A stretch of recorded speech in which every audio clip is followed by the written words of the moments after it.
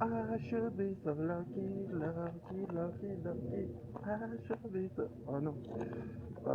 I should be so Superman. Sorry. Bonjour les amis. Aujourd'hui nous allons faire une vidéo sur la loi de la gravité, c'est-à-dire la troisième loi de la gravité, puisqu'il y a plusieurs lois qui ont été faites en physique sur la gravité. Donc la dernière fois, on a vu le constituant de l'univers, à savoir la constitution des atomes, qui sont en fait composés de 99,9% de vide.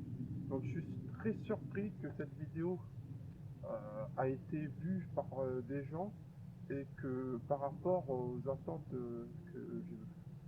enfin, par rapport au retour que j'espérais avoir, je me suis dit certainement ça va encore déplaire aux évolutionnistes, etc. Mais de manière générale, les gens sont contents de cette vidéo.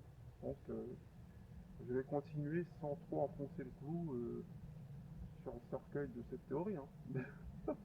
Donc je vais continuer et sans en parler, puisque j'ai même plus besoin d'en parler, ça couvre de sorte tellement que c'est ridicule. Alors, je vais revenir euh, tout d'abord faire un point sur la dernière vidéo, à savoir qu'en fait, les atomes sont composés à 99,9% de vide. C'est-à-dire que lorsqu'on vous présente un atome, de manière générale, c'est une petite boule en plastique, mais il faut savoir, comme je vous ai dit, que cette boule en plastique est composée d'un noyau et d'un électron. Donc si on essaye de faire, même les représentations schématiques que j'ai mis dans mon ancienne vidéo ne sont pas à échelle réelle, puisque c'est pas 99,9% à cette échelle. Pour s'imager cette distance, il faudrait prendre un ballon de basket et prendre une balle de tennis et la placer à 2 km.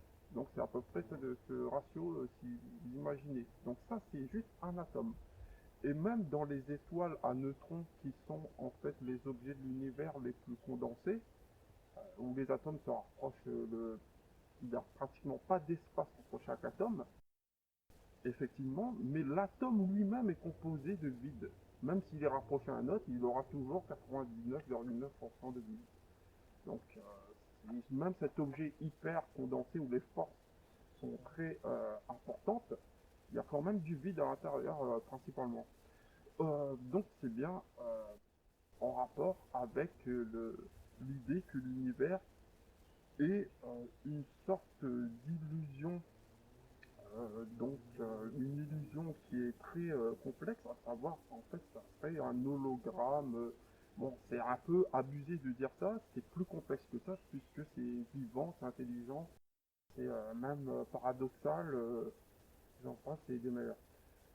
Et pour faire le parallèle à la vidéo d'aujourd'hui qui concerne la troisième loi de la gravité, on va revenir au début, puisqu'il y a un excellent philosophe mathématicien, Étienne Klein, qui en parle, mais comme tous les physiciens et tous ceux qui défendent la doxa actuelle, ils n'essayent pas de tirer des conclusions ou essayer de contredire ou d'élargir, voire d'améliorer ce qui a été dit. On tente de raconter ce qui a déjà été fait. C'est son point de vue qui est intéressant, vraiment, mais lui, il n'en donne pas. Bon, il est très fort hein, au niveau de sa vocalise et des voix. Enfin, sa manière de s'exprimer est vraiment très intéressante. On aura plaisir à l'écouter, mais par contre, il ne tire pas les conclusions de ce qu'il dit. Donc ça, c'est un peu problématique. Alors, je vais m'expliquer pourquoi. Effectivement, dans sa vidéo où il explique la loi de la gravité, il explique bien que d'abord, en fait, il y a eu la première personne qui a compris la gravité. C'était Aristote qui a compris que, en fait, tout objet étant, enfin, tout objet qui tombe, tombe forcément, et un objet plus lourd tombera forcément plus rapidement qu'un objet plus léger. Là-dessus, on est d'accord. Sauf qu'ensuite, il y a eu Galilée, ce génie qui est arrivé, qui a tout bousculé. Galilée, pour moi, c'est un des plus grands scientifiques de tous les temps, aussi bien au même niveau que Einstein, que Léonard de Vinci, que Tesla. C'est quelqu'un d'extraordinaire. il a réussi à imager quelque chose sans pouvoir l'expérimenter, c'est-à-dire qu'en fait il a agi comme si il était un ordinateur surpuissant qui a simulé dans son cerveau cette expérience, mais pour avoir l'idée de faire ça à son époque, c'est hallucinant. C'est-à-dire que lui, il a compris qu'en fait tous les objets tombaient à la même vitesse. Alors, pour démontrer sa théorie, il s'est dit qu'en fait, pourtant c'est quand on observe, c'est le contraire qui se passe. Mais le problème, c'est que lui, il s'est dit, on va prendre un objet lourd et une balle de tennis, admettons. Les deux vont tomber à des vitesses différentes. Mais si on attache la balle de tennis à une boule de pétanque avec un fil, le fait que la balle de tennis tombe plus lentement, donc sa résistance à l'air va faire en sorte que l'ensemble de ces deux objets qui est plus lourd va tomber moins rapidement que la boule de pétanque seule. C'est incompréhensible, mais pourtant c'est ce qui se passe. L'ensemble est plus lourd, mais ça tombe moins vite qu'un objet tout seul. Donc ensuite, Einstein parle en fait de l'expérience qui a eu lieu sur la Lune par les astronautes effectivement qui prennent donc une plume d'oiseau et un marteau, si je me souviens pas. Et sur la Lune, hop, quand ils lâchent les deux éléments, je vous montre la vidéo. Not quite yet. I haven't put the solar wind in yet, but I will shortly. I want to watch this. Joe, you have a good picture there. I've got beautiful picture, Dave. Well, in my left hand I have a feather. In my right hand a hammer.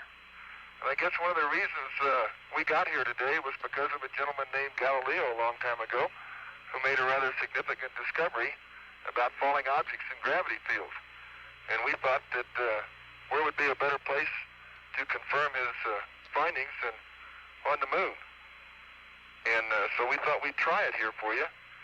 The feather happens to be appropriately a falcon feather for our falcon. And I'll drop the two of them here, and hopefully they'll hit the ground at the same time. How about that? Which proves that Mr. Galileo was correct in his findings.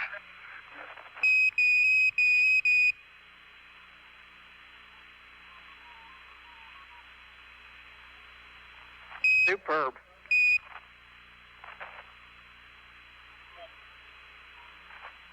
Pour que vous puissiez voir. Donc c'est vrai que les deux éléments tombent à la même vitesse. Puisque sur la Lune, il n'y a pas d'atmosphère, donc forcément, la loi de la gravité que Galilée avait imaginée a été donc a été validée. La théorie a été validée par les faits. C'est pas le cas de d'autres théories, excusez-moi. Mais voilà. Et donc ensuite, j'ai vu une autre vidéo où la BBC en fait a fait la même expérience sur Terre dans une chambre sous vide. Et donc ils ont fait d'abord l'expérience sans mettre les objets sous vide, à l'air libre. Donc c'était une grosse boule et une plume comme d'habitude. Et donc la boule forcément tombe plus rapidement que la plume. Alors, ce que Étienne Klein dit, il dit forcément que en fait c'est par rapport à donc la résistance de l'air que la plume tombe moins vite et par rapport à son poids. Je suis pas d'accord. Ce n'est pas une résistance, c'est le contraire. En fait, le problème, c'est que quand on refait cette même expérience dans quelque chose qui est sous vide, les deux objets tombent à la même vitesse. Donc s'il n'y a plus de résistance d'air, puisqu'il n'y a plus d'air, donc forcément les deux objets tombent à la même vitesse, donc c'est contradictoire à ce qu'il dit. Ça voudrait dire qu'en fait que si en fait quelque chose qui a plus de matière tombe plus vite, ça n'a rien à voir avec la résistance, au contraire c'est l'attirance de l'air. Puisque en fait, je veux dire, l'attirance c'est pas un bon mot, c'est l'aimantation des forces électromagnétiques de l'air qui font accélérer les objets les plus massifs. C'est pas une résistance, c'est une attirance, au contraire. Puisque, mais par contre, ce ce que je trouve hyper dommage, c'est qu'on n'a pas la vitesse, ils n'ont pas mesuré, ils nous ont pas donné de chiffres par rapport en fait à la vitesse des objets qui tombent euh, sous vide. Bon, j'imagine que c'est une vitesse qui doit être bon, de l'ordre de, je ne sais pas, 5 km/h ou quelque chose comme ça, mais il n'y a aucune information, ils ont mis la vidéo au ralenti, donc forcément c'est compliqué de savoir à quelle vitesse ça tombe en réel. Mais ça doit tomber à une vitesse générale qui se trouve la même sur tout la planète Terre. Donc sur la Lune, ça va être une autre vitesse, admettons, je dis complètement au hasard, admettons sur Terre, tous les objets sous vide vont tomber à 7 km/h, quelle que soit la masse de l'objet. Sur la Lune, ça va être autre chose, ça va être 5 km/h, ou sur Mars, pareil, ça va être différent, 6 km/h, bref. Mais c'est une loi, cette loi-là n'a pas, cette troisième loi de... Pour moi, c'est une troisième loi. Effectivement, Galilée a compris que tous les objets tombaient à la même vitesse, mais le problème, c'est que cette loi fonctionne sous vide. Mais cette loi sous vide n'est pas, en fait, plus détaillée, et on ne tire pas les conclusions qu'il faut. Ça, à ce niveau-là, c'est un problème. Puisque ça prouve bien qu'en fait, la matière en elle-même n'a pas de poids. Pourquoi je dis que la matière la matière a une masse atomique, mais au niveau de son poids est non nul. Normalement, est nul carrément. C'est-à-dire qu'en fait, pour eux, les physiciens, ils disent qu'un atome a une masse et un poids de moins, je sais pas combien, je vous donne en détail pour le poids de l'atome. Mais comment ils ont pu mesurer ce poids? Par rapport à quoi? Par rapport à la gravité terrestre? Par rapport à un poids qui se trouve dans une atmosphère? Ça n'a pas de sens. Puisque leur propre calcul démontre, en fait, quand ils ont fait l'expérience, ils se sont rendus compte que les objets n'avaient pas de poids, et pour cela, ils étaient obligés d'inventer, pour tomber juste dans leur calcul, ils étaient obligés d'inventer donc le fameux boson de Higgs pour que, en fait, ça puisse tomber juste. Donc le problème du boson de Higgs, c'est un élément, je veux dire, hypothétique qui justifierait leur calcul, qui a été fait dans un accélérateur de particules. Donc effectivement cet accélérateur de particules n'est pas sous vide. Ils ont pris des électrons, des atomes, ils ont fait une collision de ces éléments, et comme ils ont vu un petit élément qui a... Ils ont vu en fait une petite étincelle microscopique, hop, oh, c'est le boson de Higgs. Ça peut très bien être une énergie comme on, je ne sais pas, on prenait deux cailloux, hop, deux silex, bam, ça fait une étincelle, c'est pas un boson de Higgs, excusez-moi, c'est une étincelle d'énergie, ça peut être comme de l'électricité. C'est juste pour justifier leur calcul qu'ils ont fait ça, mais c'est faux, puisque quand, quand on est sous une condition de vide total, ils peuvent faire ce qu'ils veulent, il n'y aura pas d'étincelle qui va apparaître. Hein. Donc ça prouve bien que le champ de l'univers est plus complexe que ce que l'on croit par rapport à tout ce qui est invisible. C'est Tesla qui disait que quand les physiciens se pencheront sur tout ce qui n'est pas physique, tout ce qui n'est pas visible, à ce moment-là, la science va faire un bond de plusieurs siècles en très peu de temps. C'est normal, puisqu'ils sont attachés au matérialisme. Ils ne veulent pas se dire à l'idée que l'univers qu'on voit, qui nous est présenté à nos yeux, est un univers donc qui est en fait, je ne dirais pas de la poudre aux yeux, mais c'est quelque chose qui semble être, mais qui est différent. Puisque nous, on voit qu'un seul partie du spectre lumineux. On voit quelques couleurs, on entend quelques sons, mais on n'entend pas tout, on voit pas tout. Et si on voyait tout et qu'on entendait tout, bon, ça serait autre chose. On verrait des trucs habituellement on n'est pas censé voir. Donc je vous laisse imaginer. Et donc ça prouve bien qu'en fait que l'univers est quelque chose qui est plus complexe et plus vivant aussi et plus intelligent qu'une chose inerte qui laisse que laissent penser les théoriciens habituels. En fait, pour eux, tout est logique dans le sens où ça a une explication physique, matérielle. Or, c'est pas du tout ce qu'on constate quand on fait des expériences. Ils sont prêts à trouver des détournements de fous pour justifier leur incompréhension. C'est pas ça qu'on doit faire. On doit justifier les calculs, certes, mais quand c'est en rapport avec l'observation, et pas le contraire. Eux, ils font tout à fait le contraire, ça n'a aucun sens, mais voilà. Mais c'est pas logique, puisque c'est comme l'énergie noire et la masse noire. Ils n'arrivent pas à comprendre ce que c'est quelque chose d'intangible, et pourtant ça existe. Donc forcément, c'est une contradiction folle. Donc, et comme l'expérience aussi des fentes de Jung, c'est un exemple typique de ce que peut être l'univers. C'est un univers paradoxal et qui ne repose pas sur une logique, excusez-moi, matérialiste. Quand vous observez donc des photons de lumière passant à travers deux fentes, sans que vous observez en détail, la lumière se comporte en tant qu'onde. Mais si vous prenez un microscope et que vous filmez, vous regardez comment ça se passe, la lumière se comporte en tant que particule. Pourquoi?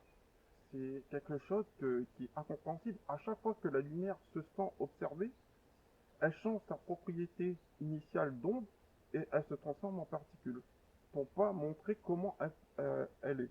C'est comme si elle était intelligente, il n'y a pas d'autre mot. C'est-à-dire que l'univers, la lumière, on est tous composés de lumière, d'énergie. Donc c'est ça, comme j'expliquais la dernière fois, la résistance d'un corps physique, c'est par rapport à l'activité atomique. Et on ne peut pas arrêter cette activité atomique, sinon l'objet disparaît.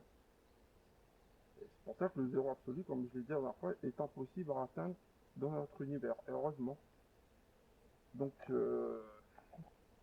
c'est contradictoire. Effectivement, cette troisième loi donc démontre que le poids de tout objet n'existe pas.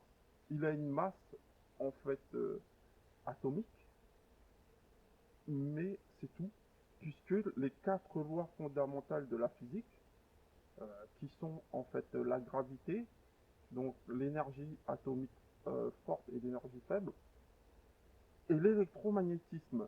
À savoir que la gravité, c'est une force de l'univers qui est très faible, comparée en fait donc à l'électromagnétisme ou la force atomique.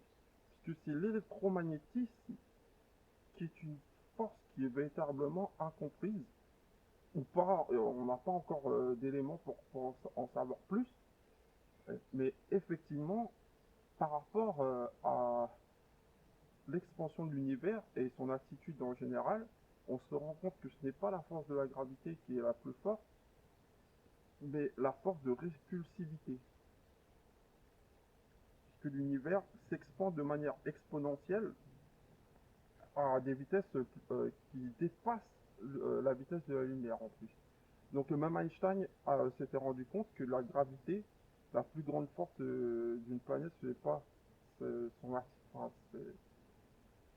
son attirance, je veux dire, sa capacité à attirer des objets, mais plus sa capacité à éjecter des objets. C'est contradictoire, on n'a pas encore réussi à démontrer ça au niveau, en fait, d'un système planétaire, mais au niveau de l'échelle de l'univers, ça se voit clairement.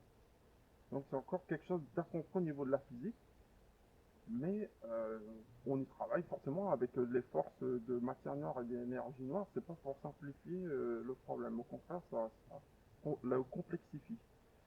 Ajoutez à cela que dans l'univers, le temps, selon l'endroit où vous êtes, est différent. Et là, sur Terre, on peut être dans le présent, mais par rapport donc à l'échelle de l'univers sur notre planète, ils sont dans le passé ou dans le futur. C'est comme si c'était en fait des c'est comme si on était dans des fuseaux horaires à l'échelle de l'univers. C'est incompréhensible. Si on y réfléchit 2 secondes, c'est comme si que l'espace était aussi intrinsèquement mêlé au temps, l'espace-temps. Donc le temps c'est l'espace et l'espace c'est le temps. Et, le plan où se déroule cet univers est un plan sans limite. Conceptualiser ça dans un cerveau humain, ça peut faire très mal aux neurones. Mais pourtant c'est la réalité. Et à partir de là, les physiciens évolutionnistes ou dogmatiques, ils essaient de nous faire croire qu'on vit dans un monde physique et logique, mécanique.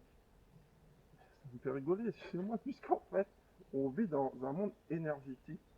holographique est paradoxal.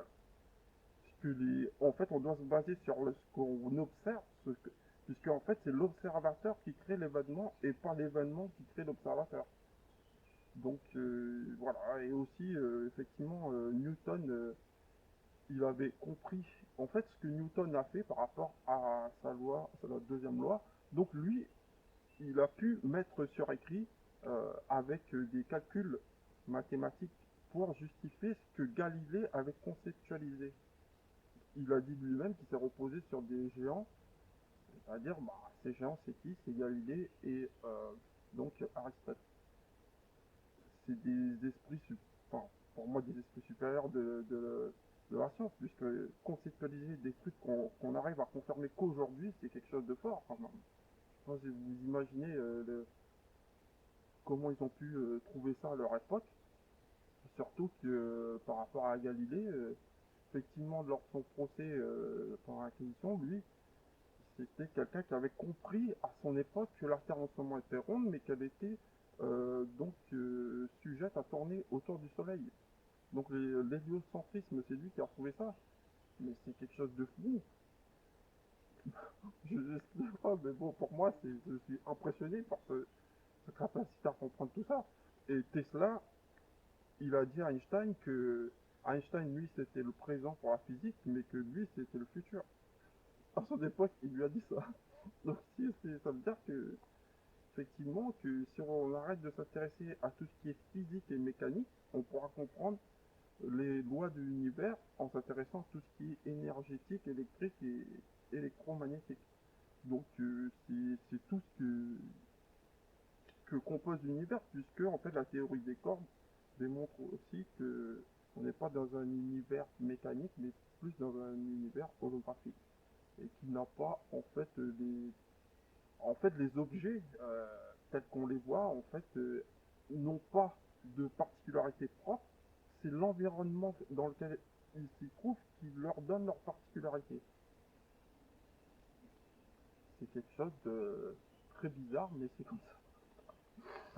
Et donc, effectivement, quand on comprend que on a tous à peu près le même poids dans un univers, dans un espace où on est sous vide, bah, ça permet de s'ouvrir l'esprit et de se dire que rien n'est impossible et qu'on peut en fait faire autre chose par rapport aux recherches. Mais bon, il faut pour cela balayer certaines théories, j'allais dire foireuses, mais oui, pour pouvoir avancer, puisque si on essaie d'insister sur quelque chose qui n'est pas juste, forcément on va dire n'importe quoi. Comme pour moi le boson de Higgs, excusez-moi, c'est n'importe quoi. Malgré qu'il a gagné le prix Nobel, une étincelle dans un accélérateur de particules, c'est pas convaincant. Hein. Surtout cette expérience n'a pas été faite sous vide. Alors sa réponse c'est de dire que l'énergie qui a été faite a réveillé des énergies qui étaient en latence qu'on voit pas habituellement, mais c'est pas n'importe quoi pour moi. Voilà. Bref. Mais bon. Donc aussi, j'avais dit aussi qu'on avait parlé euh, des, des êtres qui font partie de la zoocryptologie. Donc, comme tous ces, puisque effectivement nous vivons dans un monde qui est presque une civilisation informatique. Donc celui qui a créé ou ceux qui ont créé cet univers peuvent faire ce qu'ils veulent dans ce monde. Forcément. Regardez par exemple l'ornithorynque, excusez-moi, mais est-ce que vous comprenez mécaniquement comment il est apparu? C'est quelque chose d'extraordinaire. Il a un bec de canard, il a un corps de loutre, il pond des œufs, c'est un mammifère et il a ses petits par ses poils. C'est comme si que ceux qui ont inventé la simulation créent cette espèce d'esprit pour nous dire regardez, on fait ce qu'on veut. Ou bien sinon les pieuvres qui ont 3 cœurs, 9 cerveaux, leur sang est bleu, il n'y a rien qui leur ressemble de près ou de loin, mais pourtant ils sont bien là. Et aussi, voilà, quoi, donc ça donne lieu à des espèces qui peuvent apparaître sur Terre de façon, j'allais dire random, mais c'est presque ça, hein, puisque quand vous voyez par exemple les loutres, bon, une fois j'ai posé la question à quelqu'un qui était plus évolutionniste, je lui ai demandé clairement, est-ce que tu penses que les loutres c'était des chiens qui s'ennuyaient se sont mis à bouffer des poissons dans une rivière, et au fil du temps, ils se sont transformés en loutres. Parce qu'une loutre, c'est quoi? C'est un chien qui aboie dans l'eau avec des nageoires. Ben non, il m'a dit non, mais non, c'est pas ça. Et pourtant, c'est ce que dit clairement la théorie de Darwin si on réfléchit.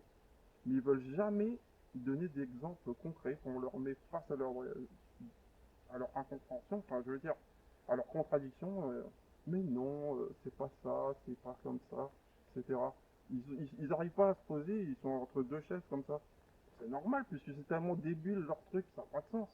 C'est plus simple de dire que c'est un créateur qui a fait ce qu'il voulait, et il s'est dit tiens je vais faire ça, hop, euh, et c'est fini, c'est terminé. Mais non, il faut qu'ils essaient de trouver une explication logique, quitte à se contredire ou à pas trouver de preuves biologiques.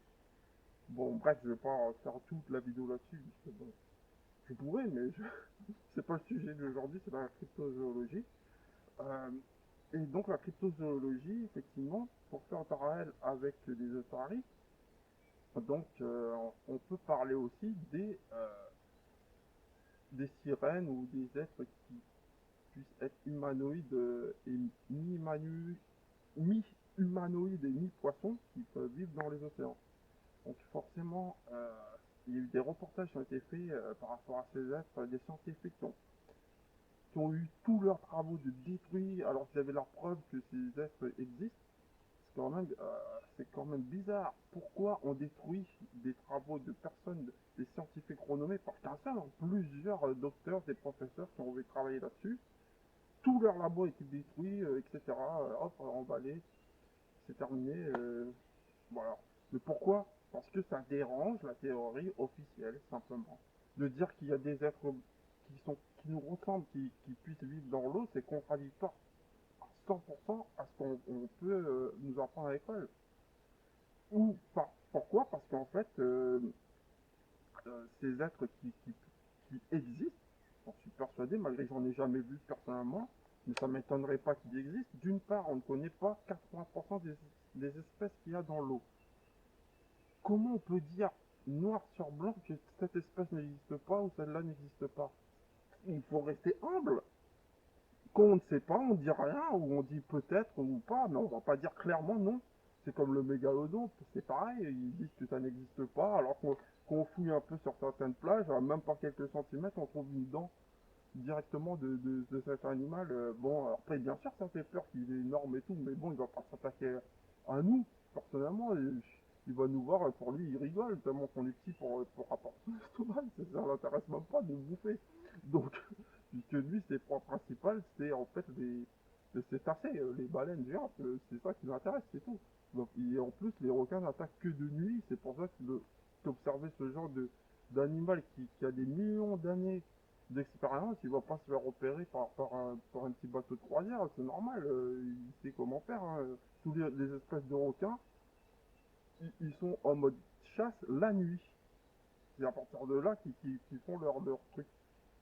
Parce que les animaux classiques sont en sommeil, donc bah, ils dorment hein, comme tous les animaux, donc c'est à ce moment-là qu'ils en profitent pour attaquer. Donc c'est un requin, ça fonctionne.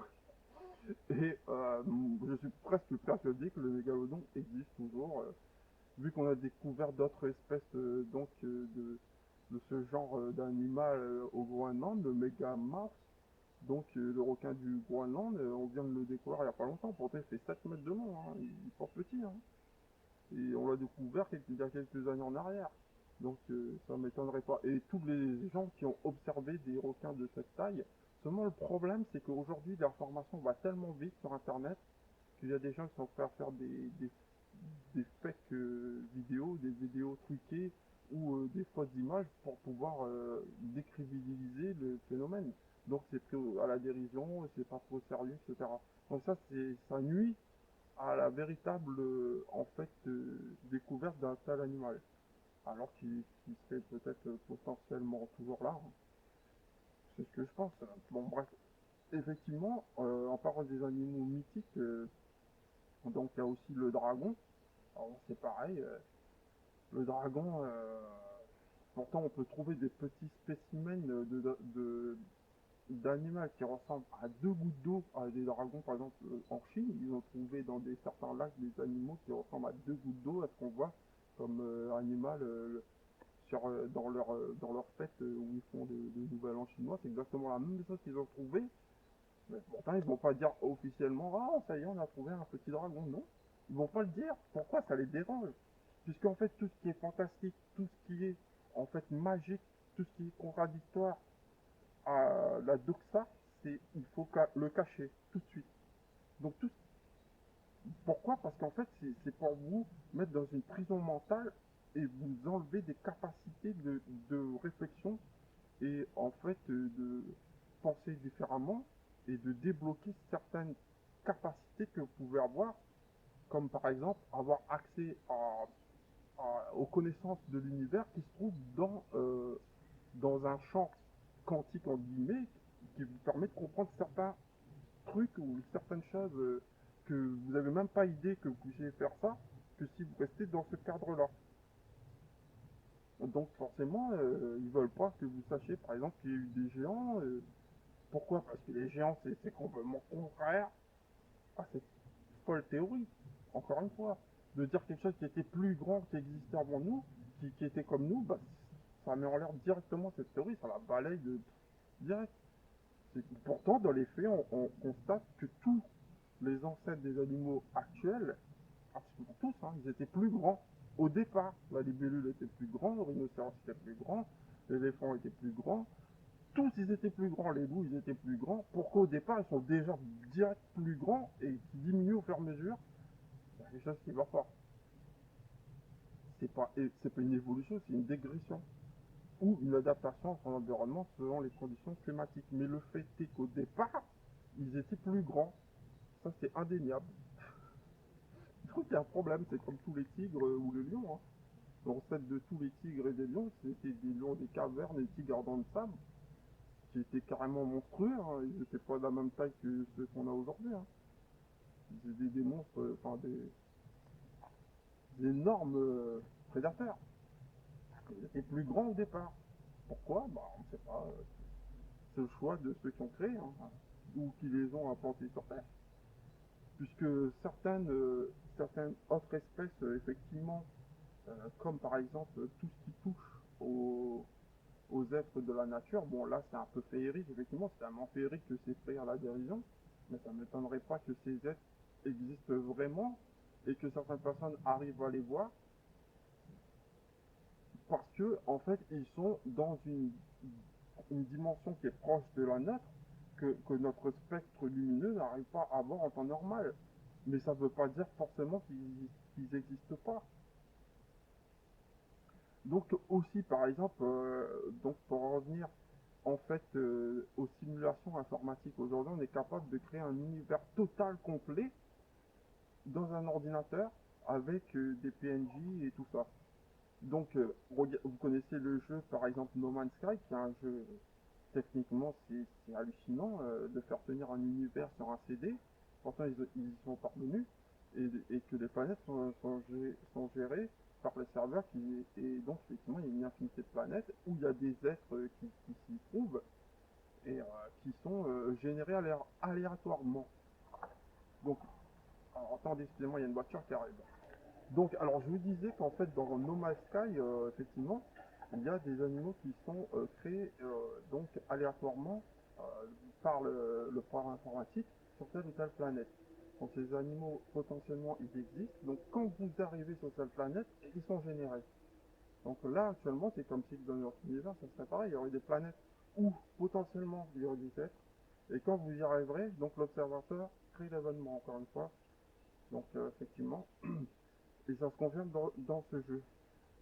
Aussi, ces animaux qui sont là, ils ont un programme pour leur déroulement. Admettons qu'on leur donne le programme de se reproduire, etc.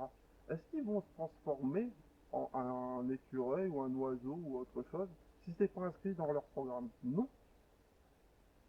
Bah voilà, c'est encore une preuve que cette théorie est fausse. Bon, j'insiste dessus parce que c'est temps de passer à autre chose. Hein, et on va pas rester sur quelque chose qui est pas vérifié, une théorie doit être validée par les faits pour pouvoir continuer d'exister. Si les faits et donc en fait la démonstration n'est basée que sur du mensonge, des fraudes ou un lavage de cerveau permanent, forcément on va pas avancer puisqu'il est plus difficile de désapprendre quelque chose que d'apprendre quelque chose. Donc quand c'est déjà inscrit dans la tête des gens dès la naissance, leur dire que c'est pas bon, ils vont rejeter directement, même si on essaye de leur prouver le contraire. J'ai pris un certain temps, moi-même, à désapprendre cette fausse théorie. Mais à force de chercher, de essayer de comprendre ce qui va pas, maintenant j'ai compris que c'est autre chose. Et je suis arrivé à la conclusion qu'effectivement c'est pas vrai.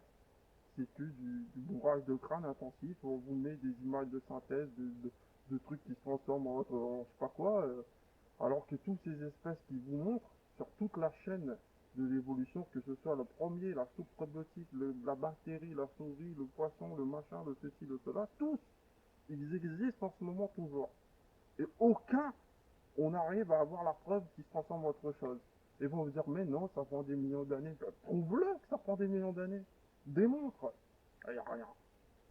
C'est que du blabla, c'est tout. Voilà. Voilà, bon, bah, sur cette conclusion un peu énervée, donc, voilà, bah, par contre, effectivement, je ne veux pas conclure tout de suite puisque j'avais d'autres espèces, effectivement, par rapport aux géants. Effectivement, on a trouvé des preuves comme quoi ces géants existent par rapport aux fémurs, par rapport à différentes découvertes qui ont été faites. Donc, il y a un squelette qui est exposé dans une ville au Pérou, en Bolivie. Je vous mets le lien, je ne sais plus exactement. Fait 7 mètres de haut. Un squelette d'être humain de 7 mètres qui est exposé ouvertement au public. Pourtant, personne n'en parle et il est là. Donc, je dis ça, je dis rien, mais après, c'est à vous de vérifier, de faire vos recherches. Donc, après, voilà quoi. S'il y a des preuves comme quoi il y a quelque chose, il y a les faits ne corroborent pas ce qui a été expliqué. Donc, il faut tirer les conclusions et pas insister sur des trucs qui sont complètement faux. Donc, aussi, par rapport donc aux espèces de la zoocryptologie, donc il y a aussi les hommes des montagnes, savoir le Yeti, le Bigfoot, etc., que certains cryptozoologues se disent qu'en fait que c'était des hommes de Cro-Magnon.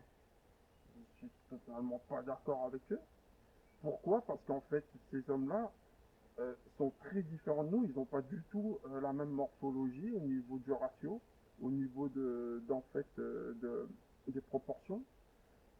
Ils existent, hein, il y a des preuves comme quoi qu'ils existent, mais pareil, c'est toujours niais. Hein, ils veulent pas en parler parce que ça les dérange, ça casse tout leur délire, donc forcément ils vont pas en parler de ça. Mais pourtant, ils existent. Alors pourquoi? Qui sont-ils? Qu'est-ce qu'ils font? Etc. Donc, ça par contre, c'est un mystère, mais il y a bien des traces de cette race qui seraient en fait pour moi, donc effectivement, les descendants du Gigantopithecus, pourtant qui existait, on a les preuves comme quoi qu'il existe celui-là. Mais dire qu'il existe toujours, ça non, ils veulent pas en parler.